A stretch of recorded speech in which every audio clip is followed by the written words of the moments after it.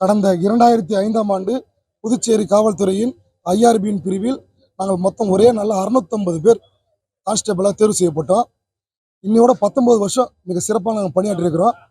இதுவரைக்கும் புதுச்சேரி மக்களுக்கு எல்லா இடத்துலையும் நாங்கள் கவர்னரிலிருந்து முதல்வர் உள்பட ஜெயிலு சிறைத்துறை எல்லா இடத்துலையும் நாங்கள் சிறப்பாக பண்ணிட்டுருக்கிறோம்.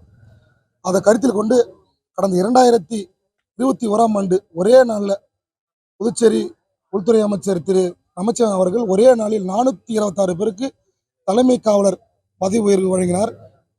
இன்று ஒரே நாளில் கிட்டத்தட்ட 600 பேருக்கு இந்தியாவில் எந்த ஒரு மாநிலத்திலையும் எந்த ஒரு முதல்வரோ உள்துறை அமைச்சரோ செய்யாத காரியத்தை 24 மணி நேரத்தில் பணி ஆணையை மாற்றி ஒரு வரலாற்று சாதனை படைத்திருக்கிறார். இதன் மூலம் ஒரே நாளில் இன்று நாங்கள் 600 பேர் ஏஎஸ்சியாக பதவி உயர்வு பெற்றுள்ளோம்.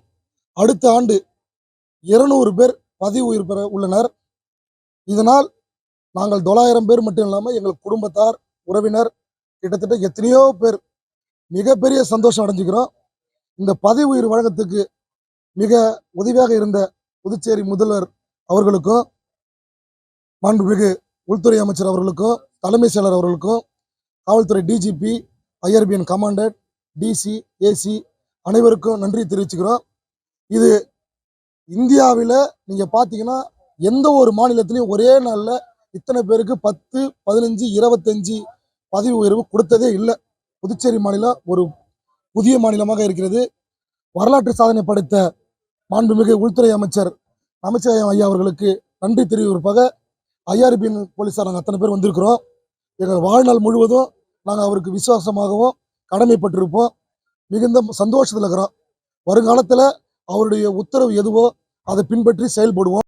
நீண்ட நெடுங்காலமாக ரிசர்வ் பட்டாலியன் என்று சொல்லக்கூடிய ஐஆர்பிஎன் அவர்களும் எங்களுக்கும் காவல்துறையிலே கொடுப்பது போன்று எங்களுக்கும் அதற்கான பதவி உயர்வை கொடுக்க வேண்டும் என்று அரசிடம் அணுகி என்னிடம் அணுகி முதலமைச்சரை அணுகி அவர்கள் கோரிக்கை வைத்தார்கள்.